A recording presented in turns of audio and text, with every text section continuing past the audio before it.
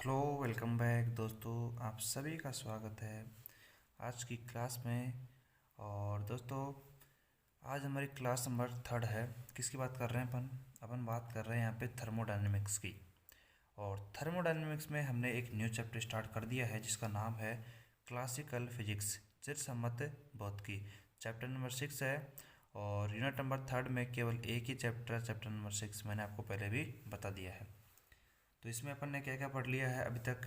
देखो यहाँ पे अभी तक अपन ने चैप्टर को स्टार्ट किया था। तो चैप्टर की स्टार्टिंग में हमने जैसे मत भौतिकी के बारे में कुछ बेसिक पढ़ा।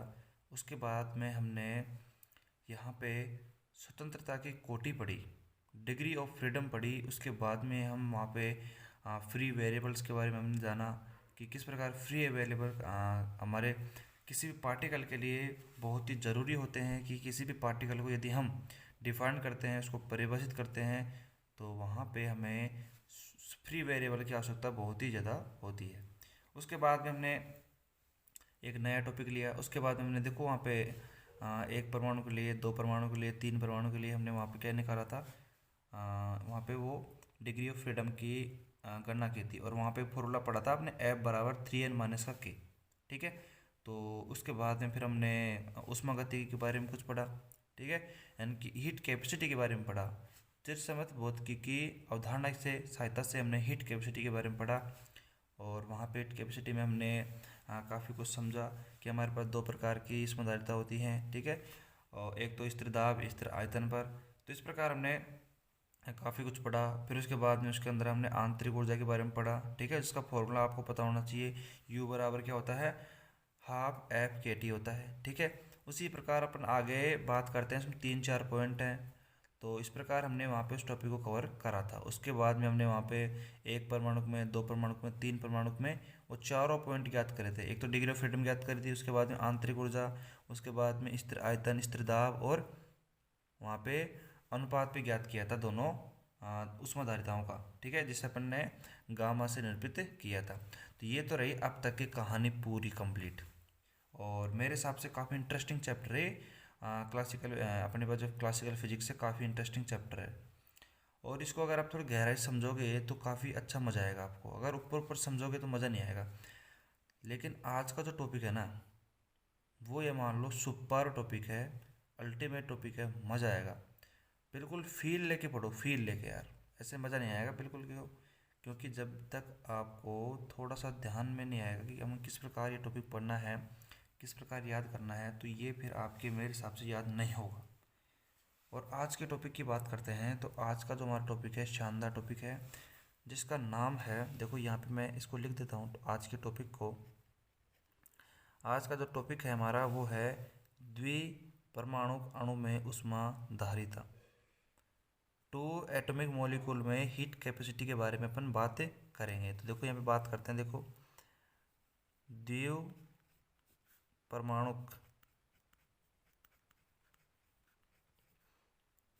अब द्विपरमाणु अणु में ऊष्मा धारिता,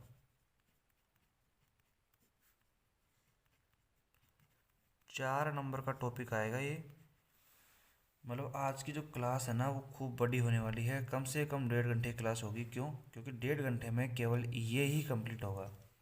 और अपन बात करते हैं इसकी जो कैलकुलेशन है, अल्टीमेट कैलकुलेशन है इसकी। जब अपन यहाँ पे मैथमेटिकल प्रूफ करेंगे ना, वहाँ पे ये अल्टीमेट है। ठीक है।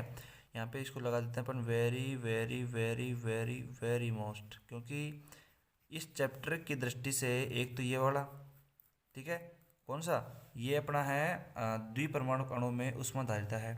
इसके बाद में इसके जस्ट आगे एक टॉपिक और आएगा जिसका नाम है ठोस ठोस अणुओं में ऊष्माधारिता। जो हमारे पास सॉलिड पार्टिकल्स हैं उनमें अपन हीट कैपेसिटी के बारे में बात करेंगे। लेकिन यहाँ पे अपन बात करेंगे सबसे पहले द्विपरमाणु अणु में। तो इस ये वाला टॉपिक उससे जो अगला टॉपिक है, दोनों वेरी वेरी इंपॉर्टेंट है इस चैप्टर की दृष्टि से। तो 4 नंबर का सवाल यहाँ से उठता है।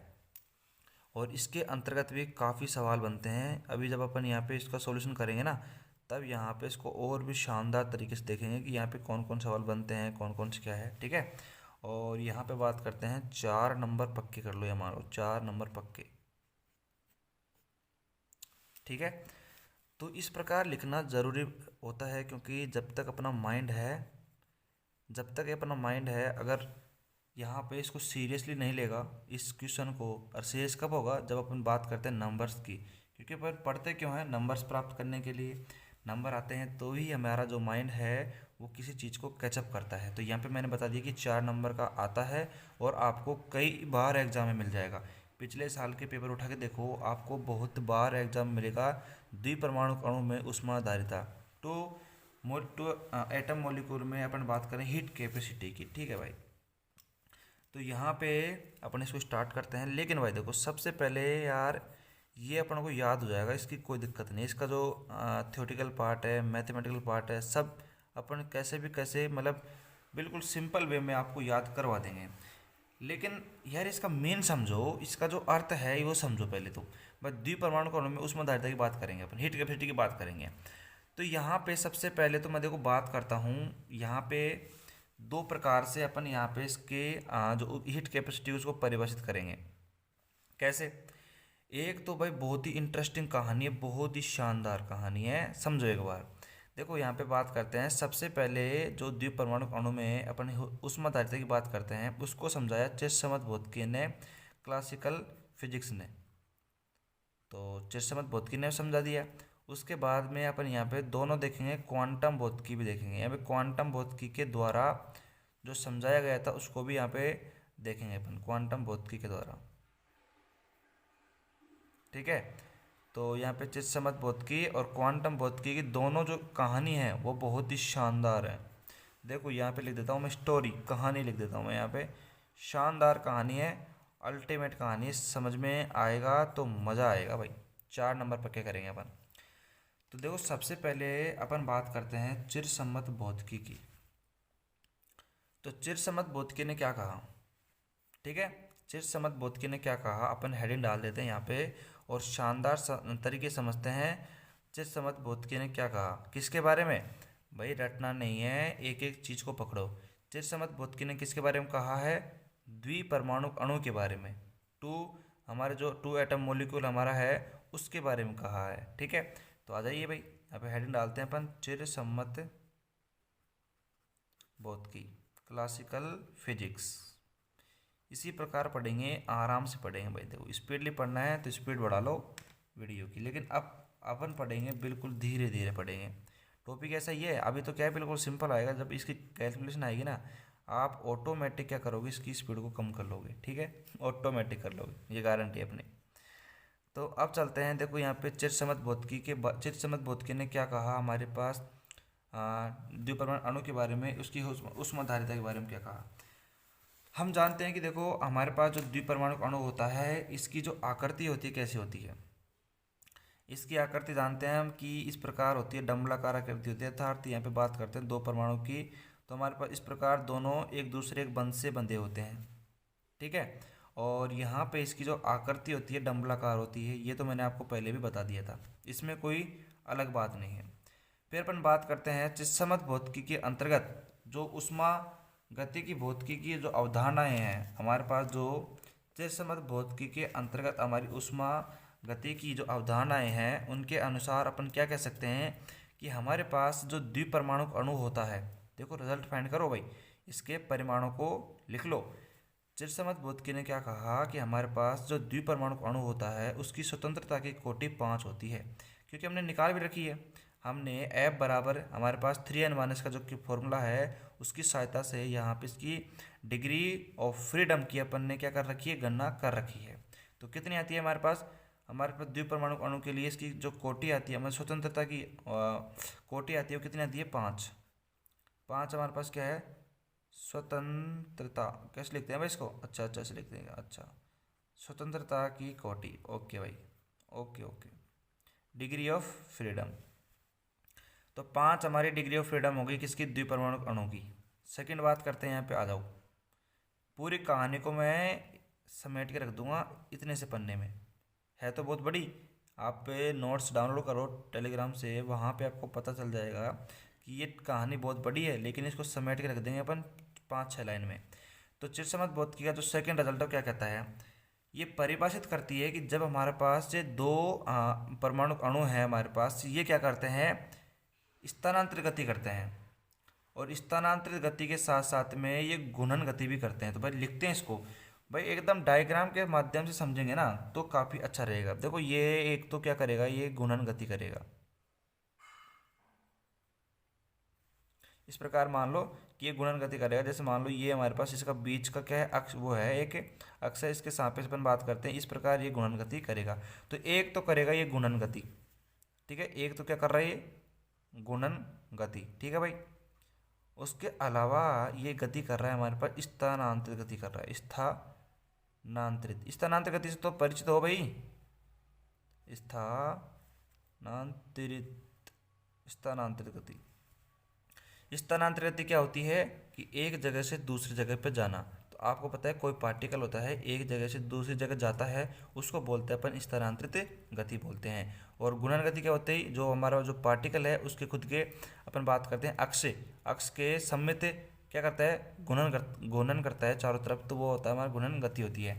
तो क्लासिकल भौतिकी ने क्या कहा, हमारी जो चित्समत भौतिकी है उसने कहा कि हमारे पास जो पार्टिकल है वो स्थानांतरित गति करता है। स्थानांतरित गति करता है तो यहाँ पे स्थानांतरित गति की जो कोटि होती है हमारे पास वो 3 होती है। तो यहाँ पे क्या कहा चित्समत भौतिकी ने कि स्थानांतरित जो हमारी गति करता है पार्टिकल, स्थानांतरित गति की जो कोटि होगी स्वतंत्रता की वो 3 होती है, ठीक है। ये कहा, ये रिजल्ट है। यहाँ पे इसको अपन समझ नहीं सकते लेकिन अपन को याद करना पड़ेगा। क्यों? क्योंकि ये क्लासिकल भौतिकी का रिजल्ट है कि हमने यहाँ पे देखा कि स्थानांतरित गति की जो कोटि होती है 3, स्वतंत्रता की कोटि है। ये क्या है, ये एफ का मान है, मान लो डिग्री ऑफ फ्रीडम है हमारे पास, ठीक है। उसके बाद में क्या कहा कि हमारे पास तीसरा पॉइंट, हमारे पास जो घूर्णन गति है, हम जानते हैं कि हमारे पास जो घूर्णन गति है उसकी जो स्वतंत्रता की कोटि होगी वो 2 होगी।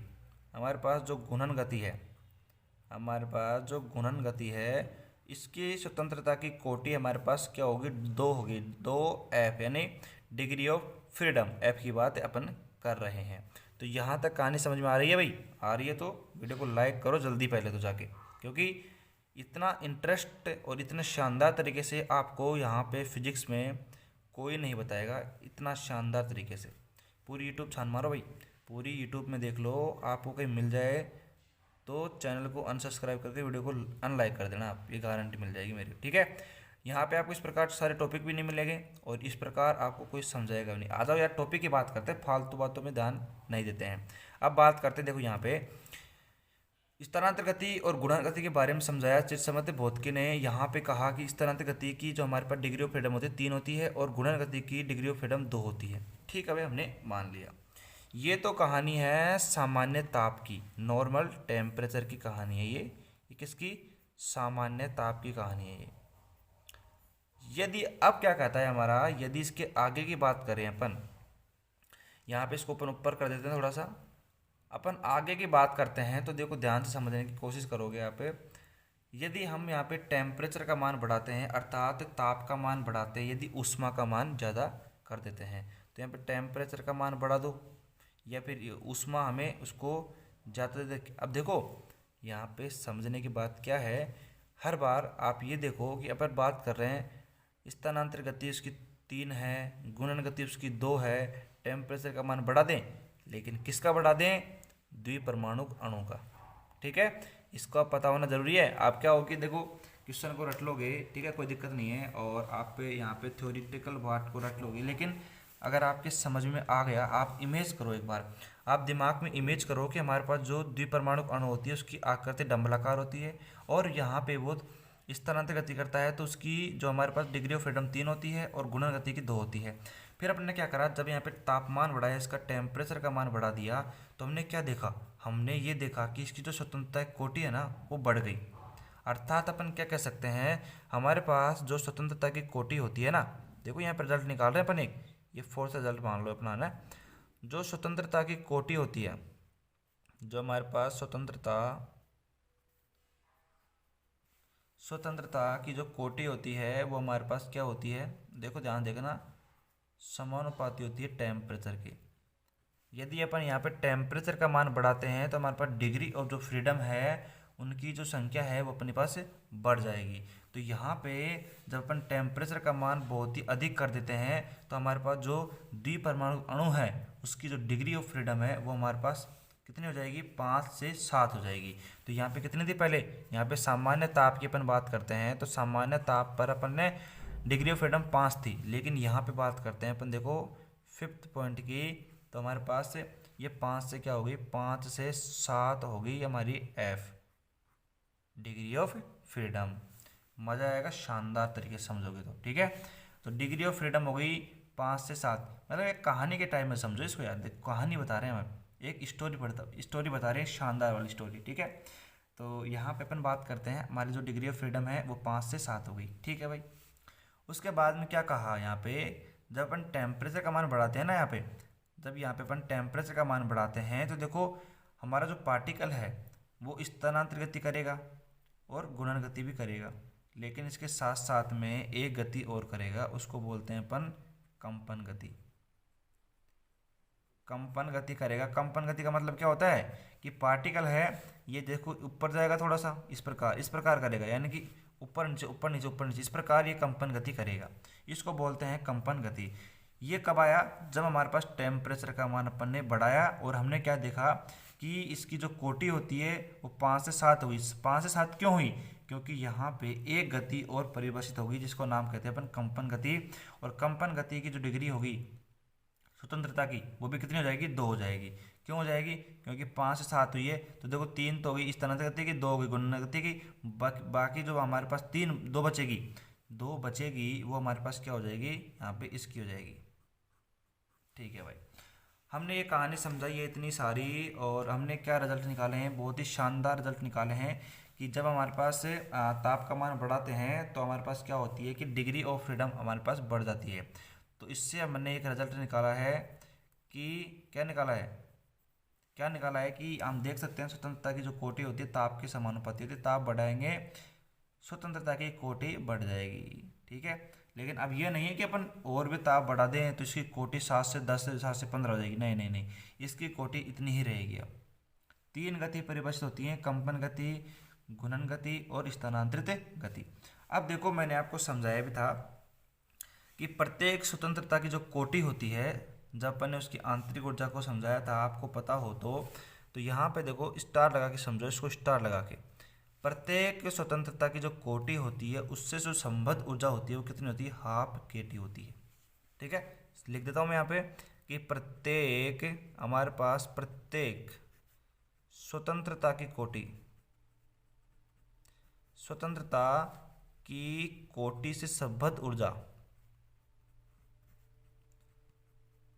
से संबद्ध ऊर्जा हमारे पास कितनी होती है, हाफ केटी होती है, प्रत्येक स्वतंत्रता कोटि संबद्ध। तो यहाँ पे देखो हमारे पास बात करते हैं अब बात करते हैं यहाँ पे स्थानांतरित गति के लिए, यहाँ पे ऊर्जा की बात करें यदि अपन यहाँ पे ध्यान समझो, यहाँ पे अपन द्विपरमाणु अणु के लिए अपन क्या कर रहे हैं, ऊर्जा की बात कर रहे हैं यहाँ पे। तो यहाँ पे ध्यान से समझोगे ना तो और भी शानदार तरीके से समझ में आएगा। यहाँ पे बात करते हैं, सबसे पहले स्थानांतरित गति की बात करते हैं।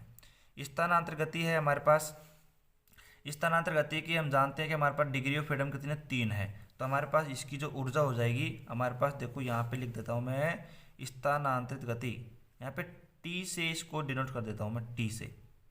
टी मतलब क्या है, ट्रांसफर मोशन, स्थानांतरित गति। तो यहाँ पे टी इक्वल टू हमारे पास कितना आ जाएगा, 3/2 kT। क्यों आया, क्योंकि हमारे पास प्रत्येक स्वतंत्रता कोटि संबद्ध ऊर्जा कितनी होती है, हाफ केटी। तो यहाँ पे हमारे पास ट्रांसफर मोशन की जो डिग्री ऑफ फ्रीडम है वो कितनी है, 3 है, तो 3/2 kT आ जाएगा।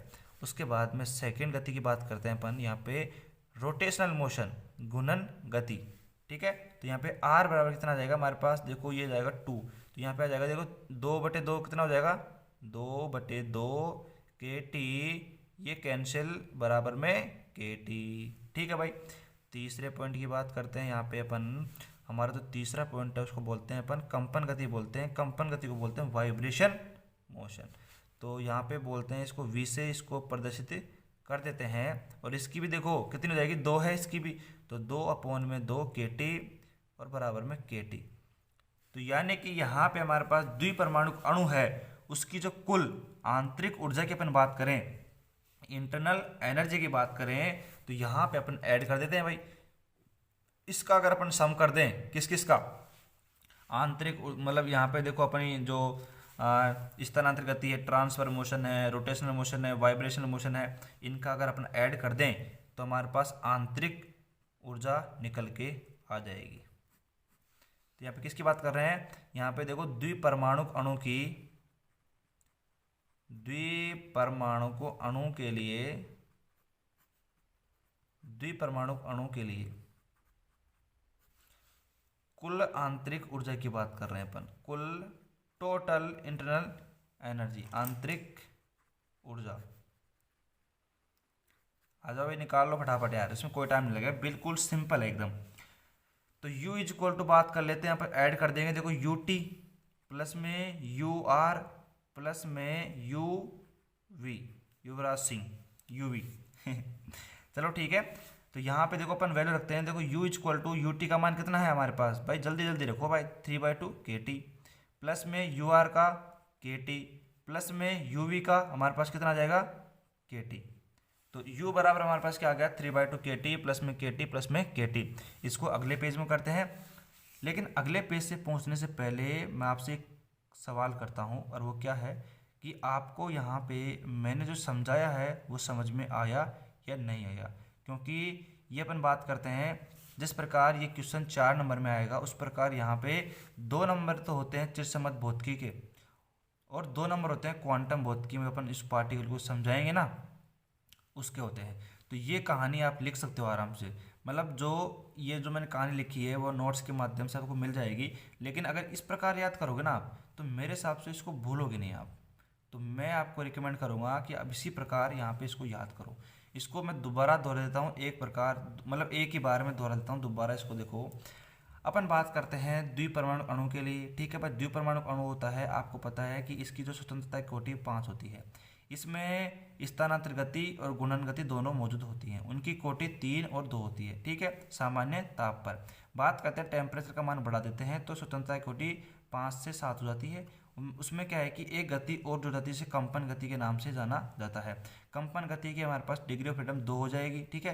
तो यहाँ पे प्रत्येक स्वतंत्रता की कोटि से संबद्ध ऊर्जा का मान कितना होता है, ½ kT होता है। उसके बाद में क्या देखा हमने कि ट्रांसफर मोशन की जो अपन बात करते हैं एनर्जी की, तो 3/2 kT हो जाएगा। आर की यानी कि रोटेशनल मोशन की यानी कि 2 है, तो यानी kT, और वाइब्रेशन की kT। तो हमारे पास यहाँ पे अपन ने द्विपरमाणु अणु के लिए कुल आंतरिक ऊर्जा, टोटल इंटरनल एनर्जी की बात करते हैं, तो U इज इक्वल टू बात करते हैं UT, UR और UV, ठीक है। तो U is equal to 3/2 kT, kT plus में kT। आप आगे करते हैं और हमारे पास U का जो मान आएगा वो क्या आएगा देखते हैं भाई फटाफट आप, ठीक है। इतना कहानी आपको समझ में आनी चाहिए शानदार तरीके से। तो आ जाओ भाई, यहाँ पे हमारे पास U की कितनी वैल्यू आई थी, U की वैल्यू आई थी हमारे पास, देखो इस प्रकार अपन यहाँ पे लिख सकते हैं, U इज इक्वल टू हमारे पास कितनी आई थी, तो आई थी 3/2 kT प्लस में kT प्लस में kT। टोटल करो भाई, टोटल करो, टोटल U इक्वल टू कितना आएगा हमारे पास, 7/2 kT। लेकिन मैंने आपको एक संबंध बताया था, इसको बोलते हैं अपन n के बराबर। n के बराबर क्या आता है, n r होता है, ठीक है। n के बराबर क्या होता है, n r होता है। तो यहाँ पे अपन बात करें, यदि अपन बात करें, देखो ध्यान देखना, यहाँ पे अपन 7/2 kT है, 7/2 kT है। इसकी जगह अपन यहाँ पे लिख सकते हैं, kT की जगह लिख सकते हैं, k की जगह लिख सकते हैं अपन r। कैसे, क्योंकि अपन बात करते हैं यहाँ पे जब नंबर ऑफ मोल्स की जो संख्या है हमारे पास यदि 1 है, ठीक है, और यहाँ पे भी हमारे पास नंबर ऑफ मोल्स कितनी है, 1 होगी, तो हमारे पास यहाँ पे जो k की वैल्यू हो जाएगी हमारे पास कितनी हो जाएगी, RT के बराबर, ठीक है। तो U बराबर हमारे पास कितना आ गया, 7/2 RT। इतना समझ में आया या नहीं आया, मेरे को तो एक बात ये बता दो, ठीक है। तो मेरे हिसाब से यहाँ तक आपको बिल्कुल समझ में आना चाहिए शानदार तरीके से। ठीक है, तो यानी कि हमने u को किसके रूप में लिख दिया, 7/2 RT के रूप में लिख दिया। क्यों लिख दिया, अभी बात करते हैं उसकी। अब देखो यहाँ पे अपन यहाँ पे u बराबर कितना आ गया, 7/2 RT आ गया हमारे पास। ठीक है, अतः हमारे पास यदि अपन बात करें अतः यहाँ पे निकाय की किसी सिस्टम की बात कर रहे हैं अपन, सिस्टम की ऊष्माधारिता हीट कैपेसिटी। तो सी वी इक्वल टू, देखो हमारे पास क्या आ जाएगा, सी वी एक तो ट्रांसफर मोशन वाली, प्लस में सी वी रोटेशनल मोशन वाली, प्लस में किसकी, सी वी हमारे पास किसकी हो जाएगी, वाइब्रेशनल मोशन की। तो हमारे पास जो सी वी का जो मान आएगा होता है कितना आएगा, 3/2। अब देखो बात करते हैं यहाँ पे ये हमारे पास फॉर्मूला आया, ये हमारे पास कितना आया, u बराबर 7/2 RT आया है हमारे पास। ठीक है, अब देखो अपन बात कर रहे हैं हमारे पास टेम्परेचर का जो मान है हमारे पास क्या है, अधिकतम है, यानी कि उच्च टेम्परेचर है। तो आपको पता है कि हमारे पास यहाँ पे टेम्परेचर को अपन कांस्टेंट मान सकते हैं आराम से। क्यों, क्योंकि टेम्परेचर कांस्टेंट है, क्योंकि हमारे पास टेम्परेचर का मान हमने अधिक कर दिया है, बहुत ही ज़्यादा कर दिया है। तो आपको पता है यहाँ पे टेम्परेचर का मान क्या हो जाएगा, कांस्टेंट हो जाएगा। और यहाँ पे जो u की वैल्यू आएगी, तो CV की हमारे पास जो धारिता आएगी वो 3/2 R आएगी, प्लस में R, प्लस में इसकी भी R। ठीक है, तो यहाँ पे हमारे पास जो ऊष्मा धारिता आएगी CV इक्वल टू 7/2 में R आएगी। ठीक है भाई, शानदार तरीके समझ में आना चाहिए, एक एक कॉन्सेप्ट को समझ में आपको आना चाहिए यहाँ पे। अब ये क्या आ गया, CV बराबर 7/2 में R आ गया हमारे पास। ये क्या है, ये हमारे पास है चिरसम्मत भौतिकी के द्वारा हमारे पास जो द्विपरमाणु अणु है उसके लिए ऊष्माधारिता की वैल्यू निकालिए, CV बराबर 7/2 R।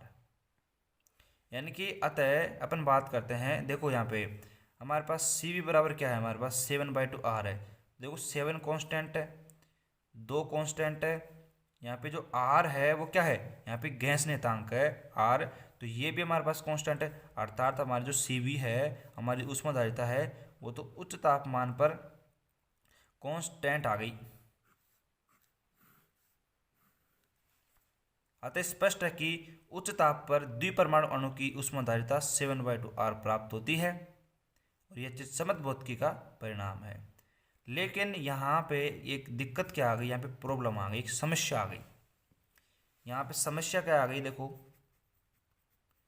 यहाँ पे जो समस्या आ गई वो क्या आ गई, इस परिणाम से क्वांटम भौतिकी की अवधारणा को संतुष्ट नहीं करता है। अर्थात हमारे पास जो चित्सम्मत भौतिकी है, ये हमारे पास क्वांटम भौतिकी का जो रिजल्ट आता है उसको संतुष्ट नहीं करता है।